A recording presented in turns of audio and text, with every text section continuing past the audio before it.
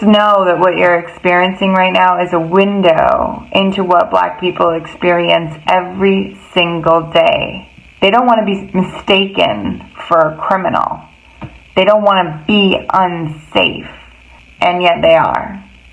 Every single time they walk down the street, every time my stepson goes for a run at night, he's an athlete. He just wants to go clear his head. I am petrified, because the truth is, if you haven't woke up to this fact yet, the world treats Black people differently. And what you're seeing right now is the anger and the pain and the trauma that is being triggered from being in an unfair, abusive relationship with whites for years. I'm hoping women at least can tap into this. I know abuse happens in all types of relationships. Men can be abused too, but particularly women. How have you been all the day? Hope you are doing great up to now, And I'm so grateful for you being here and watching this video. And the video I'm going to create, and the video I'm going to react on you today, I am featuring one white lady called Kate Bailey. I got this video from social media, her Facebook account, Kate Bailey. And I'm so happy that some white people are now starting to realize, how Black people have been suffering. Now, one thing, some white ladies, they fall in love with Black men. And most of the time, when they fall in love with these Black men, maybe they have their Black sons or daughter, or they have their Black brothers and sisters. So, in one way or the other, this white lady will be experiencing how these Black people are roaming within the community, how her fellow white race will be, reacting onto this Black family. So until this happens to you, that's where you will know that really Black people have been suffering and going a lot through hell. And this white lady is one of that. She married a Black husband, and the husband has a Black stepson. So she knows what was going on, and she decided to come out here and educate her own race, educate her white friends and white family members, because she's saying she knows the people in her family that are doing the racial or racist, or are racist towards Black people, those who discriminate Black people. She knows all of them, and she decided to give them a piece of advice. And the beauty of ending racism, discrimination, and all this is start having discussion within your own spaces. White people starting having discussion, you will realize that even you personally, you hate this internal racism, and you hate this hatred towards some sort of race, or you are living off privilege, but starting to step on the foot of this other race, you will understand better. Now, I want you to watch this clip first, and then we'll come back here and try to talk something about it. It's like 4 o'clock in the morning. I'm having trouble sleeping. The biggest reason why I'm having trouble sleeping is because of everything that's going on in the country right now.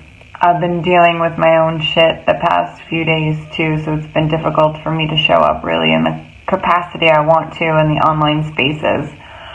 But I've noticed that so much better. It's been like this for a while. I mean, this is nothing new. The fact that we have to do better is not anything new. But what's really concerning to me is just how unsafe I feel all the time in my own family even. If you're listening to this and you're my family member and you feel shocked, well, it's time to do some research. Sometimes in my feed I see from family members complaining that everything that's going on with civil unrest is taking so much media attention that we're not even discussing COVID right now. Yeah, we're not fucking discussing COVID right now because there's an entire race of people who on paper have the same rights as us, but in action they do not. And if you were a family member and you were at my wedding when I married my Black husband, you should remember that when you stood up in that fucking church, you took a vow to support us in our marriage. And I would hope that that includes supporting our safety. When my husband and son and stepdaughter as well go out in public, they don't have the same rights that you and I have.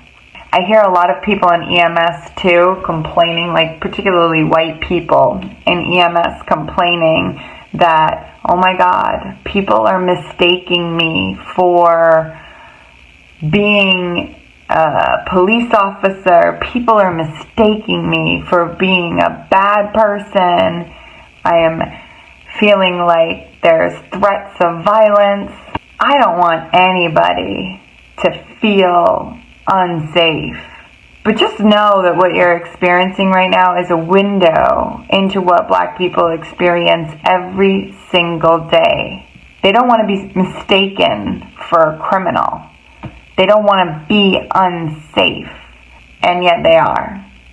Every single time they walk down the street, every time my stepson goes for a run at night, he's an athlete. He just wants to go clear his head. I am petrified.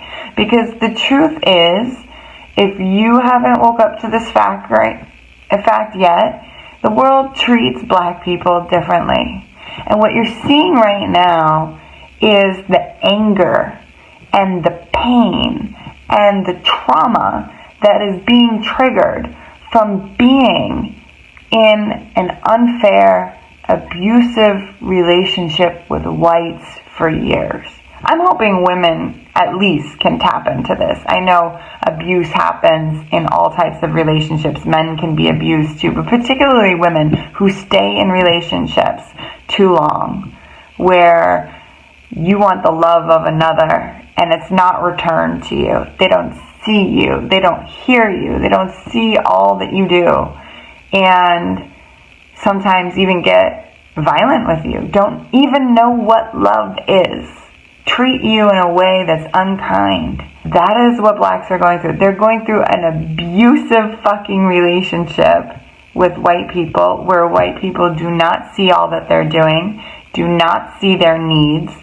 And further, there's trauma that's embodied in the actual bodies of Black people. If you don't understand how that works, let me explain it. So we have epigenetics, right?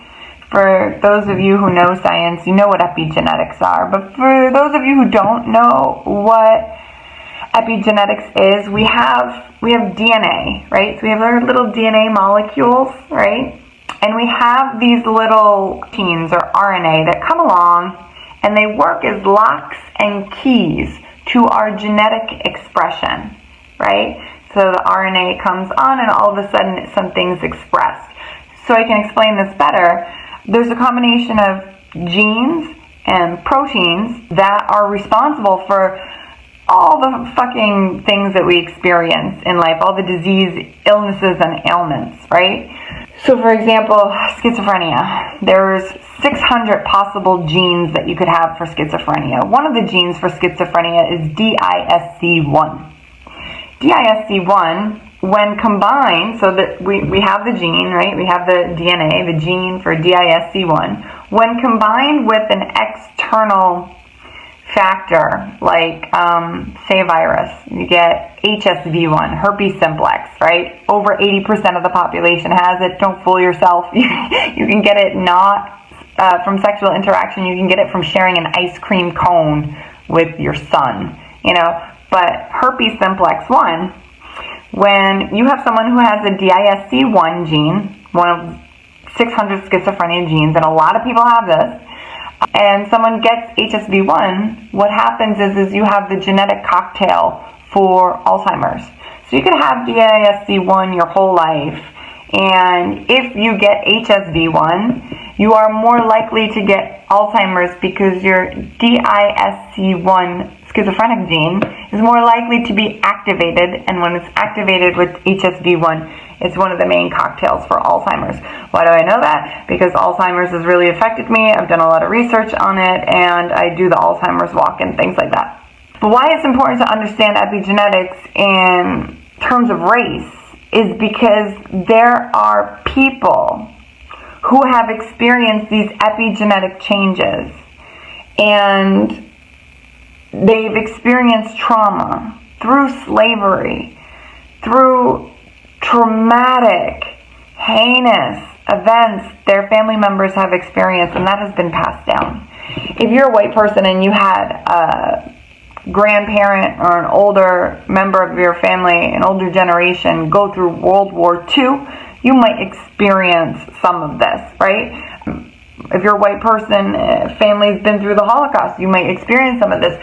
Trauma lives in the body, expressed by your genes, and you might not have even had the traumatic event, okay?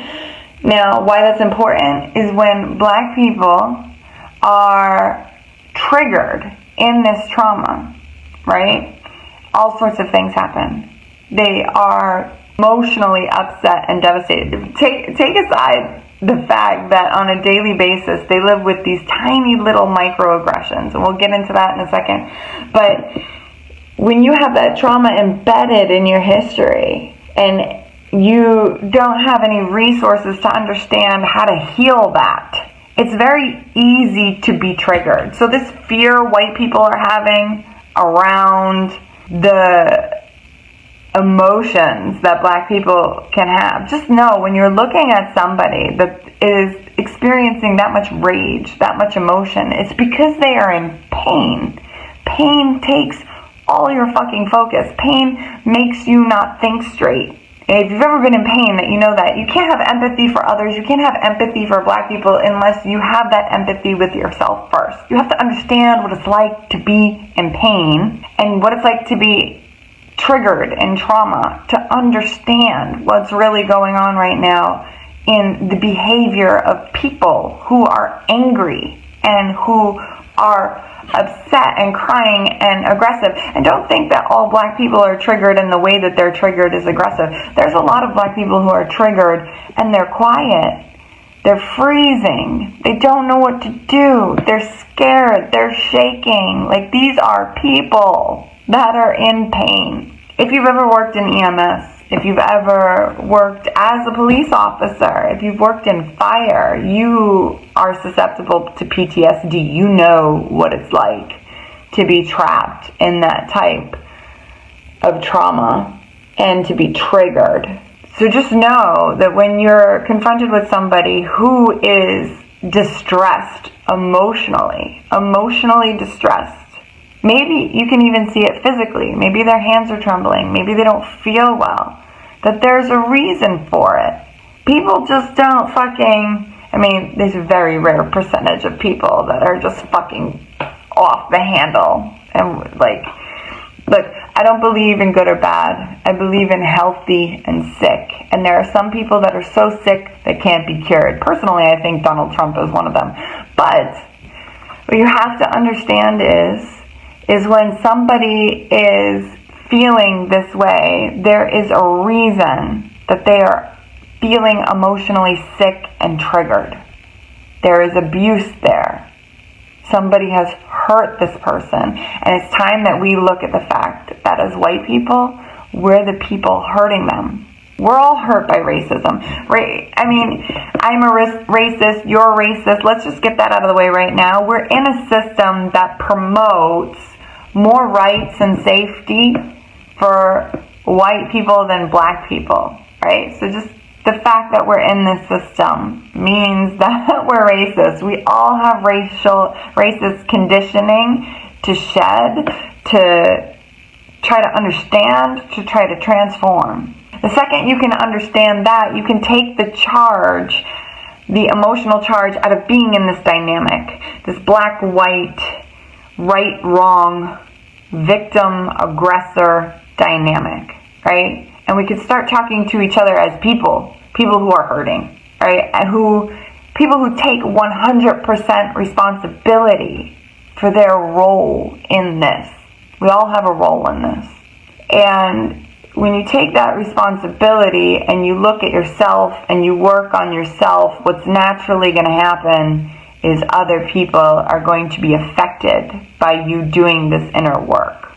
So we have to do the inner work For my white people that are in my network, some of that inner work, I'm going to tell you right now, is the everyday microaggressions. I'm seeing a lot of people in my feed right now dismissing how much black people are feeling right now. But further, like, what's being dismissed is the attention that black people deserve.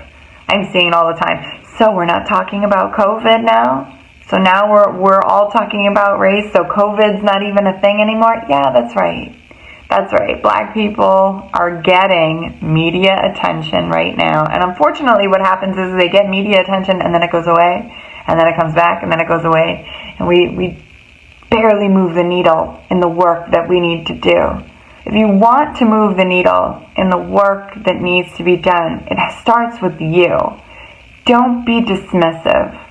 When you see this amount of people, this amount of black people upset at what's going on, do not dismiss that. Don't dismiss that. Be like, hey, we should be talking about COVID. Don't fucking dismiss that. Don't fucking dismiss that. Don't do it. When you see people mistaking you for being on the wrong side, know that black people get mistaken for not being human every single day. Every single fucking day. Take responsibility for your part in this. Take 100% responsibility for your part in this and do some research. It's not the black person's job to tell you where to start. It's the black person's job to do their own healing on their own trauma in this system, because they've got a lot of work to do. It's fucked them up. It's made them disconnected or feeling like their nervous system is a live wire and triggered every second. They've got their own fucking work to do. Don't ask them how you can do your work in this system. Take 100% responsibility for what needs to be done. Please take 100% responsibility. And how you do that is you get curious. You get curious and you ask the questions. You ask the right questions. Ask the right questions, saying, what can I do to help?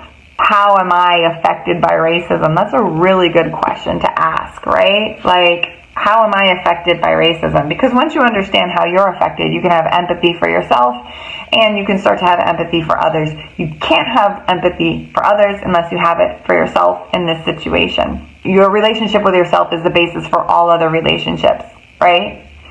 And if you are constantly trying to make yourself right, constantly trying to make yourself non-racist, constantly trying to get your words right, you are not taking 100% responsibility for yourself, and you're not being empathetic with yourself. You're not being empathetic with yourself for being an imperfect human who doesn't have the answers.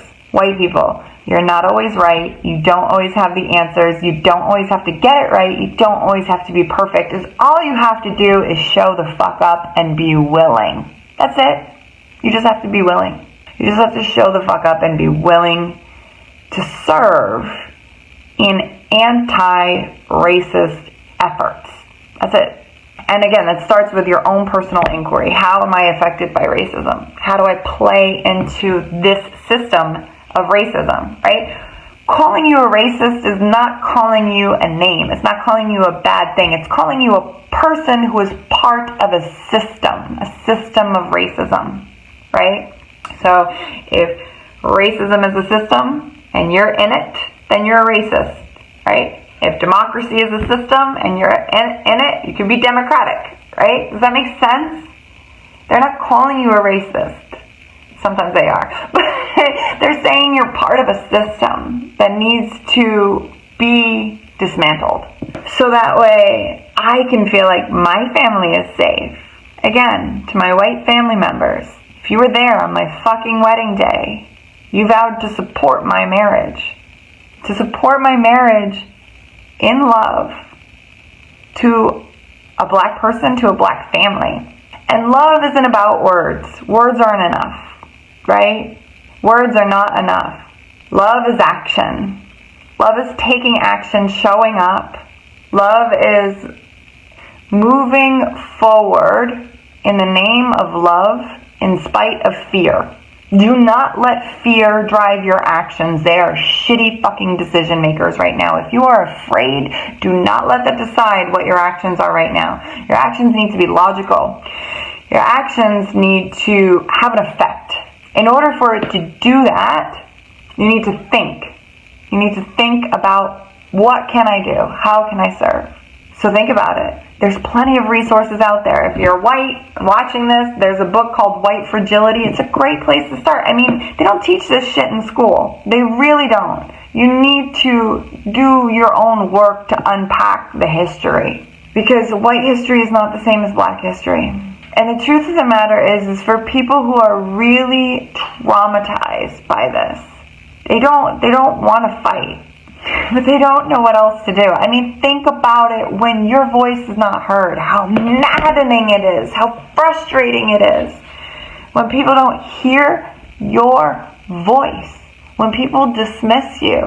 And I'm tired. I'm really tired. Because I'm seeing so much right now. And I'm seeing so much that needs to be done.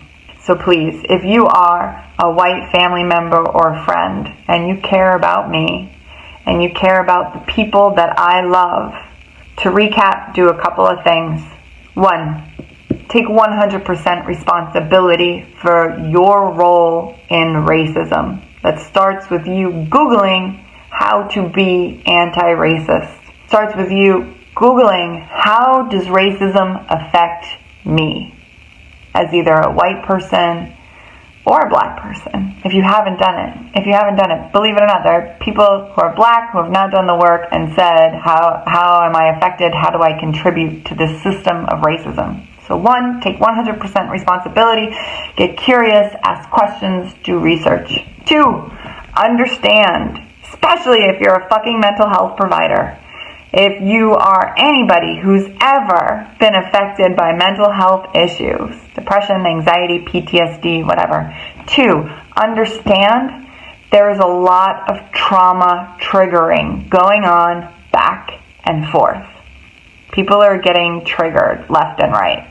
And when we're triggered from trauma, when we're in pain, we don't necessarily act in a way that is the most healing and the most productive, because it's the trauma, the triggers, it's visual evidence that healing needs to be done. Healing needs to be done. If you can see people acting in that way, I encourage you, especially as white people, to not see black people as subhuman. Do not see black people as animals, because I know that's where you fucking want to go. You're so righteous and you want to be like, look at these fucking animals. Don't fucking go there. They're humans in pain. They're humans in fucking pain. So please recognize that. As medical providers, people in EMS, we know that if somebody is labeled as what they call an emotionally disturbed person because we have a mental health call, we always have to rule out medical. We always have to rule out underlying causes. There is an underlying cause here. So 2, recognize there is an underlying cause to this trauma. You don't have to understand it fully to recognize that it's there, and have empathy. And then 3, have empathy for yourself. It's really difficult to have empathy for other people unless you have it for yourself. So how to have empathy for yourself? No, as a white person, you don't have all the answers. You are not perfect. You get to be human and you get to be wrong sometimes. And you get to be in a learning process where you could start to understand this stuff. You have to surrender. You have to surrender to what you don't know. You have to surrender to not having to be right. So once you have that empathy for yourself and you allow yourself to show up imperfect, willing to learn, vulnerable, honest about what you don't know, then you can have empathy for other people. I'm really coming from the most well-intended place. I have a very unique lens into all of this. I am a white woman with obvious privilege on my face and a black family. I get to see up close what it does to both sides. And my position doesn't mean that just because I'm married to a black person, I have it all figured out, that I'm completely rid of any racist conditioning. That's not it at all. I have to do my work all the time. Just because I'm married into a black family doesn't absolve me of all responsibility. But I have a very unique lens because I see both sides. And I've had a I have a learning disability. So I understand that learning something is a very vulnerable process. To learn requires vulnerability because we're so afraid we're going to get it wrong. It's so frustrating to learn something, and it's particularly frustrating to learn things about race because we have emotional triggers that come up. And if you've ever tried to learn something while you're frustrated, it's very difficult. It's very difficult to learn when you are emotional and you're triggered. And right now, that's what we all have to do. We have to try to learn while we're all triggered. So that's why I can't sleep, because I needed to say that. I wish I could have said it in a live, but I didn't know where this was going to go, if I was going to want to post it. White friends and family member, show love through action, whatever it is, even if it means you can just show up and not be silent right now, because black people need to know that you're not dismissing them.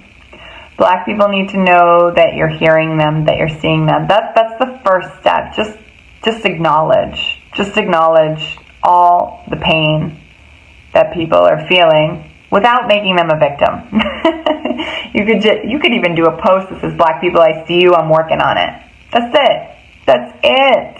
Show up in a way that's authentic for you, because we need your voice right now.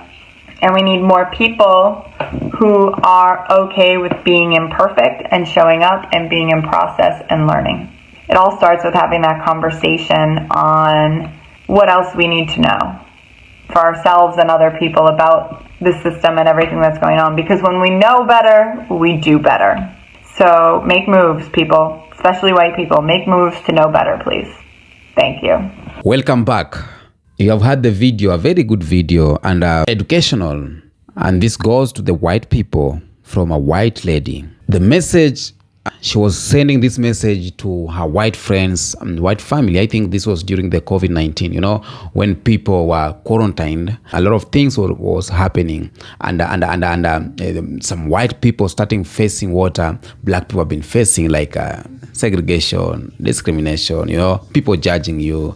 So it was health-wise, but they felt it. She has talked about white people taking 100% responsibility. When we know better, or when they know better, we do better. So she has told the white people to be actively anti-racist and to Google how racists affect them. Okay? She has told white people to understand black people, that black people are hurting and people are being triggered in unhealed trauma everywhere. They have got enough of their own shit to heal. Don't ask them to do work to guide you on how to be anti-racist. Figure it out. She has said this: have empathy for yourself. You get to be human, imperfect, not have all the answers, and try anyway.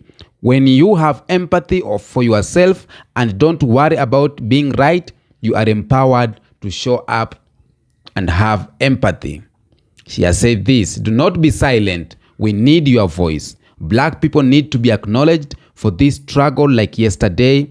Even if you say, black people, I see you, I'm working on it, it's a start. Just start. She had a good message to the white fraternity. I love it. I love it. Sometimes it's not all we have to see on white people is the negativity, but somehow some of them are trying to do what it takes to live a realistic life. Let me take, for example, Jane Elliott. A lot of black people have accepted this lady. They reason with her. They love her. A lot of black people. There's some white professors and white doctors, a lot of white people or a lot of black people, they accept them and they acknowledge the work they are doing. So this lady, she's one of them. I think she's trying to educate the white race, because it is so hard to find a white educating fellow whites, because why? We are the gurus here. We have the privilege. Why are you talking about this shit here? But until you fit on that shoes, that's where you will know where the problem is. Till you get a black friend, that's where you will know. Until you get a black wife or a black husband, that's where you will know. Until your kids became half white, half black, that's where you will know what's really happening in the society. And as I said earlier, I've been saying this, the middle class white people, the poor white people, and the black people, people of color, all of us are the same. We are going through the same shit, man. We are going through the economic crisis. We are going through the poor health services and poor educational services. Because white people, the rich white, they take their children to very quality education. So if you are middle class working white person, you don't have that kind of money taking your kid in this special school. So you need to take them on this school where there is black, and these schools that are being underfunded, and these schools that have maybe low quality education, as we say. When the price of health is high, it's high to everyone. So this white lady has told his white friends or her white friends and family, I know you are, because she has been them. Before she got a black husband, she was living with these white friends and white family, and she knows how they were reacting, how they were doing to black people, and she was part of them. But right now, his stepson going outside just to jog because he's black, he can get into problems. He can be assumed to be a criminal. Because we have this one thing called mass incarceration. Every black person is like this. Every Latino like this. And the fact that mass incarceration is affecting all black people, it never leaves any black person, whether you are or not, you fall on that trap. Till you fit his or her, till you fit black people's shoes, that's where you will understand. And by sending this message to the white family is one of the right start, because white people need to take a step forward and to talk about these issues, talk about racial issues and discrimination in the society. And that's the only way you can heal. You know, I believe white are saying that black people are going through hell of trauma. Black people are healing from slavery, are healing from... But let me tell you, personally, I think white people are the ones that are healing, are the ones that are going on this trauma. Because black people, we only have one hell of a fight. We are fighting to get our feet on, to stand on our own. We know what we are fighting for. Black people knows what they are fighting for. They know we are fighting racism. We are fighting inequalities. And we have been here for so long. So it is not new something unto us. But white people, whenever you see a little bit segregation, it's hurting. Whenever you see economic crisis going down, it's hurting. But black people have been through this shit for a very long time. We have been going through hell for a very long time. So it's like you telling me Satan, who is burning in hell for a very long time, that he's fighting some things. No, he has accepted his own fate.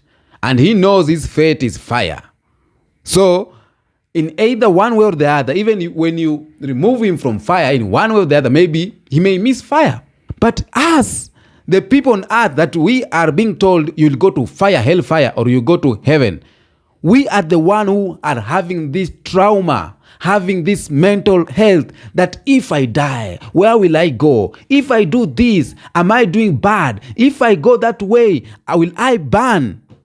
You know, just like white people. They are the one having this trauma. They are the one healing. Because as black people, we have been here on this mess for a very long time. So what the hell are we fighting trauma for?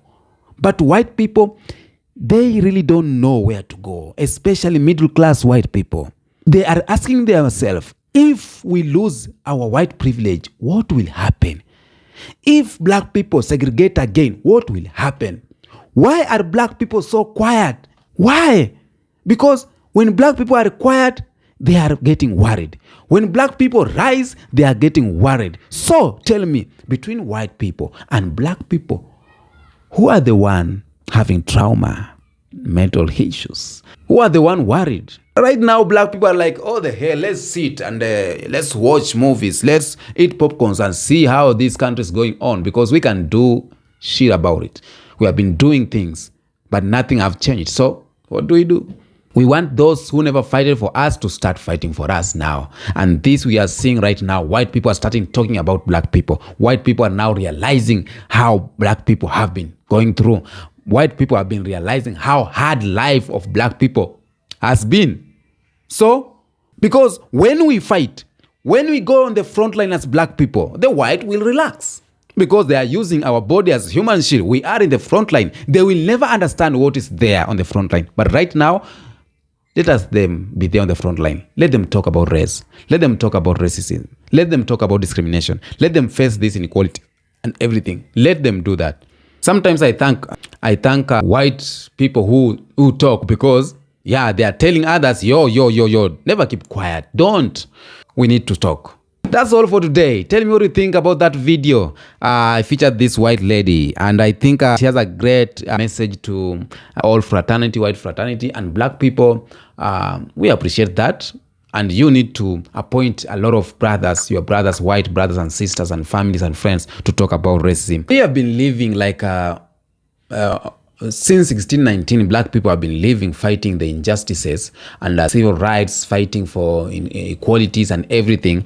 And white people have been there like, this is ain't for us. It's not happening. Now, a little COVID-19 happened, and white were quarantined. And some of them were like, okay, this is how white people have been living off, being segregated. It is so hard. You are walking, someone is judging you, you are sick, So even someone judging you about if you are sick or not, it is paining. So think about someone judging you as a criminal while you are not. Think about someone judging you have steal something in the grocery store, in the thrift, but you ain't. Someone is judging you that you are a smuggler, you are a drug dealer, but you ain't a one.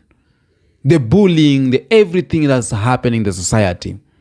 And if our white parents start talking about these shits, black or white kids too will start embracing the new norm. And the new norm is being anti-racist, being don't be racist, like they will end this discrimination they are. But what really happens here, parents are teaching their children how to live tomorrow. And they are teaching their children that this community is bad and like this. And vice versa is true.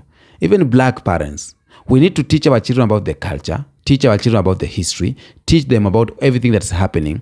But we need to teach them that if you see this is red flag, this is not a red flag. So we'll have to create a better tomorrow, okay? Till next episode, peace out.